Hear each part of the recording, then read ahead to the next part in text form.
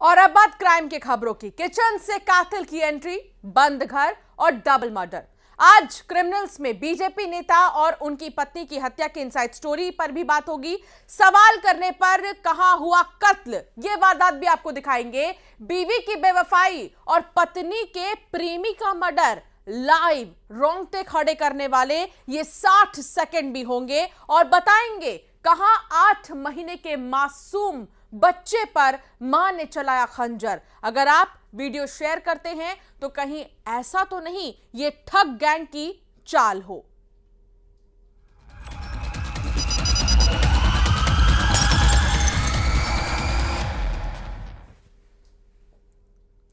बिलासपुर की बात तो कर ही रहे थे, लेकिन सबसे पहले बात मिलनसार रसूखदार वो थे।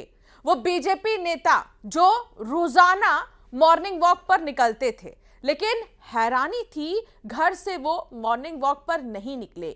रिश्तेदार ने कॉल भी किया तो कोई जवाब नहीं मिला। जब घर जाकर देखा तो सन्न रह गए। बीजेपी नेता का बेरहमी से कत्ल हुआ था। उनकी पत्नी की भी हत्या की गई थी। क्या किचन से की थी कातिल ने एंट्री? बंद घर और डबल मर्डर की ये मिस्ट्री क्या है? हत्यारा कौन है? तमाम सवाल खड़े होते हैं। एक रिपोर्ट इसी पर।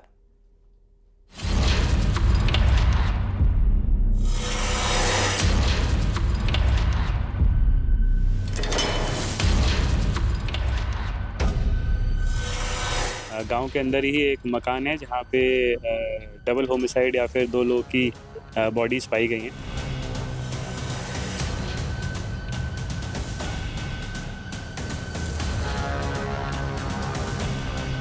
उनका जो लॉकर है वो इंटैक्ट है।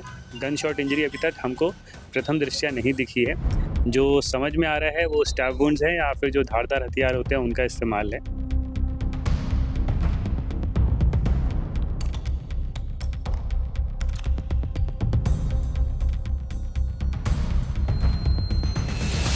एक रात जो कहर बनकर टूटी। किचन से कातिल की एंट्री। पहले किचन में मर्डर, फिर दूसरे कमरे में कोहराम।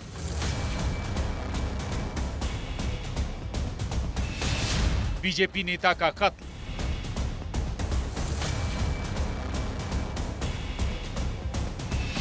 पत्नी की भी बेरहमी से हत्या।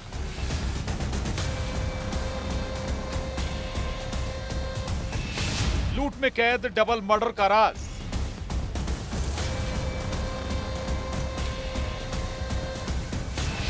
बंद घर, 2 लाश, कातिल कौन? इस बंद घर में एक ऐसा खौफनाक राज दफन था जो कमरे के खुलते ही बाहर आया। लेकिन इस कमरे में एंट्री से पहले घर के पिछले हिस्से को दिखाना जरूरी है। किचन का वो रास्ता जहां पर ऐसा लग रहा है कोई खिड़की से घर में एंट्री करना चाहता था। अब किचन में जैसे ही दाखिल होते हैं वहां खून बिखरा है, यानी पहला हमला यहीं हुआ, या ये कह सकते हैं पहले कत्ल यहीं हुआ। इसके आगे एक कमरे में दूसरी लाश मिली। उज्जैन के नरवर थाना इलाके के पिपलोदा गांव में डबल मर्डर की वारदात रोंगटे खड़े करने वाली है। बीजेपी नेता रामनिवास कुमावत और उनकी पत्नी मुन्नी कुमावत की बेरहमी से हत्या की गई। आखिर कातिल कौन है? उज्जैन जिले के थाना नरवर अंतर्गत ग्राम पिपलौदा खुर्द द्वारकाधीश है, जहां पे गांव के अंदर ही एक मकान है जहां पे डबल होमिसाइड या फिर 2 लोग की बॉडीज पाई गई हैं। घटनास्थल को सुरक्षित किया गया है। एफएसएल की जो टीमें यहाँ पे पहुंच चुकी हैं, टेक्निकल डेटा कलेक्ट किया जा रहा है। बीजेपी नेता रामनिवास कुमावत मिलनसार थे। किसी से रंजिश की कोई कहानी भी नहीं। पति पत्नी दोनों अकेले रहते थे। बेटा देवास में रहता है। बेटी की शादी हो चुकी है। रामनिवास कुमावत के दोनों भाई की पहले ही मौत हो चुकी है। छोटा भाई देवास में रहता है। रामनिवास कुमावत रोजाना मॉर्निंग वॉक पर जाते थे करीब 5:30 बजे। लेकिन जब आज उन्हें लोगों ने नहीं देखा तो हैरान रह गए। साले ने कॉल लगाया तो जवाब नहीं मिला। और जब घर जाकर देखा तो घर अंदर से बंद था। लेकिन घर के पीछे का हिस्सा यानी किचन खूनी खेल की गवाही दे रहा था। यहाँ पे रात के समय किसका मूवमेंट रहा, किन परिस्थितियों में इन घटनाओं को अंजाम दिया गया, ये जांच के सभी पहलू हैं जिन पे लगातार काम किया जा रहा है। इस अपराध की कायमी जो है विभिन्न धाराओं में की जा रही है और एक SIT गठित की जाएगी जो लगातार इस केस को इसके डिटेक्शन के लिए, इसके इन्वेस्टिगेशन के लिए लगातार काम करेगी। रामनिवास कुमावत अनाज का धंधा करते थे। उनके पास 300 बीघा जमीन थी और डेयरी फार्म भी। घर में जिस तरह से सामान बिखरा है, क्या वो लूट की तरफ इशारा कर रहा है? क्या लूट के इरादे से डबल मर्डर हुआ या फिर वजह कुछ और है? लोगों की माने तो 2 दिन पहले ही पंजाब में शादी से रामनिवास और उनकी पत्नी लौटी थी। अगर लूट ही मकसद था तो सुनसान घर में लुटेरों ने वारदात क्यों नहीं की? CCTV कैमरे से भी छेड़छाड़ की गई है। प्रिलिमिनरी जो जांच है उसमें एक चीज़ स्टैब्लिश हुई है कि गन शॉट इंजरी अभी तक हमको प्रथम दृष्टया नहीं दिखी है। जो समझ में आ रहा है वो स्टैब वुंड्स हैं या फिर जो धारदार हथियार होते हैं उनका इस्तेमाल है। और बाकी एक बार PM के साथ स्पष्ट हो पाएगा कि और अगर हो सकता है कोई अंदरूनी चोट हो या बाकी चोटें हो जो उसमें रिफ्लेक्ट हो। घर में सामान अस्त व्यस्त है, उनका जो लॉकर है वो इंटैक्ट है और एक बार परिवार जब बता पाएगा ठीक से कि क्या क्या सामान पहले से यहाँ पे रखा हुआ था उसके बाद इस पे बताया जा सकेगा। इसके अलावा जो घर के अलावा उनके जो बाकी वेयरहाउस हैं, स्टोर रूम हैं वो सुरक्षित है। आखिर हत्यारे कौन है? घर में खून से सने फुटप्रिंट मिले हैं। आरोपी कितने थे? क्या हत्यारे पीछे के रास्ते से भागे? डबल मर्डर का ये राज कब खुलेगा?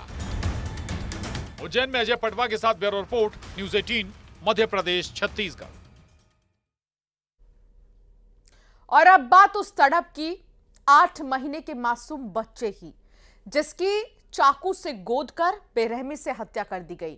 ये चीख है उस चिरैये की जिस 5 साल की बच्ची की लाश चंबल नदी ने उगली है।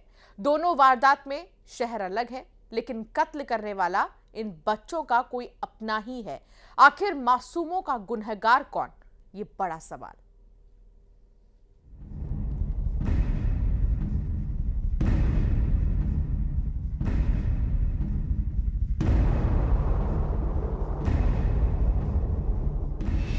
कलेजे के टुकड़े पर खंजर चलाए मां।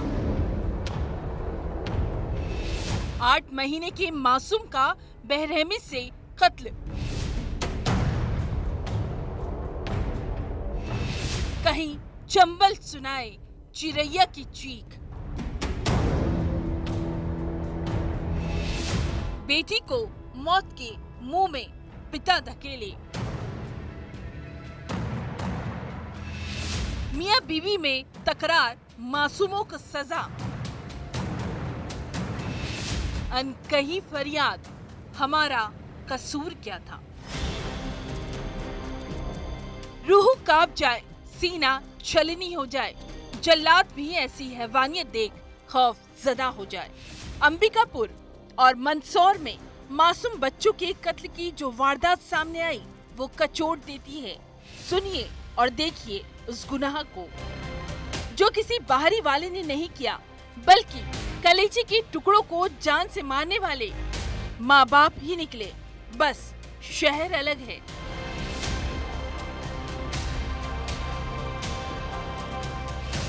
महज 8 महीने का मासूम बच्चा जिसे जिस तरीके से मारा गया उसे सुनिए। चाकू से गोद कर बच्चे की जान ले ली गई। इस नन्ही सी जान के साथ वहशीपन अंबिकापुर के कुन्नी पुलिस चौकी के सगरिया गांव में हुआ। भला ऐसी कौन सी दुश्मनी थी जो इस मासूम बच्चे से निकाली गई? चाकू से वार करने वाला कोई और नहीं, बच्चे की मां फूल कुमारी है। गलत नहीं सुना आपने, सही सुना। कलेजे के टुकड़े पर मां ने ही खंजर चलाया। 8 महीने के मासूम को ऐसी बेरहम मौत दी। सकरिया गांव कुन्नी थाना क्षेत्र में एक मामला सामने आया था जिसमें एक महिला फूल कुमारी चौहान ने उसके बच्चे को 8 महीने के बच्चे को चाकू से मार के मौके से फरार हो गया है। वजह जो सामने आ रही है वहाँ पति पत्नी का झगड़ा है। पति को शराब की लत थी और इस लत में विवाद, झगड़ा, फसाद हुआ और इस फसाद में बच्चे को सजा दी गई, मौत की सजा। पति जो है पवन कुमार चौहान उसके साथ काफ़ी लड़ाई झगड़ा होता है। दारू पीने की आदत है और काफ़ी लड़ाई झगड़ा होता है हमेशा से, तो उसी को लेके शायद परेशान थी और बच्चे को मार के फरार हो गई है। अभी जांच जारी है। अंबिकापुर में ममता का कत्ल तो मंदसौर में तैरती हुई 5 साल की बच्ची की जब लाश मिली तो पिता के गुनाह का सच तैरता हुआ बाहर आया। मंदसौर में गांधी सागर डैम में रेस्क्यू ऑपरेशन चलाया गया। 5 दिन से तलाश बच्ची की हो रही थी। पुलिस वालों को बच्ची के पिता रघुनंदन ने कहा था उसने बच्ची को डैम में फेंका है। रघुनंदन सच बोल रहा था या झूठ? और 5 दिन बाद जब बच्ची की लाश मिली तो शक की कोई गुंजाइश ही नहीं रही। ग्राम कोटी टैंक की महिला है सोहन बाई मीणा। इनके पति से चरित्र शंका को लेकर काफ़ी समय से विवाद चल रहा था। दिनांक 22 तारीख को भी इनका विवाद हुआ था। इसी पर से इनके पति रघुनंदन मीणा ने गुस्से में आकर अपनी बालिका, जो कि चेतना नाम है जिसका, उम्र 5 वर्ष करीब है, इसको ले जाकर चंबल नदी में फेंक दिया था। पत्नी के कैरेक्टर पर रघुनंदन को शक था और शक में शैतान बने पिता ने बेटी को ही मौत दे दी। सोहन बाई की रिपोर्ट पर अपन ने प्रकरण पंजीकृत किया था धारा 363 का। उसके बाद वहाँ रेस्क्यू ऑपरेशन चल रहा था और लगातार उसकी तलाश की जा रही थी। उसमें तलाश के दौरान 5 दिन बाद उस लड़की चेतना की डेड बॉडी चंबल डैम से मिली हुई है। अंबिकापुर और मंदसौर की तस्वीर सवाल कर रही है, क्यों जल्लाद बने माँ बाप? इन मासूम बच्चों का गुनाह क्या था? अंबिकापुर में श्रवण कुमार महंत और मंदसौर में नरेंद्र धनोतिया के साथ bureau report, news 18, Madhya Pradesh, Chhattisgarh.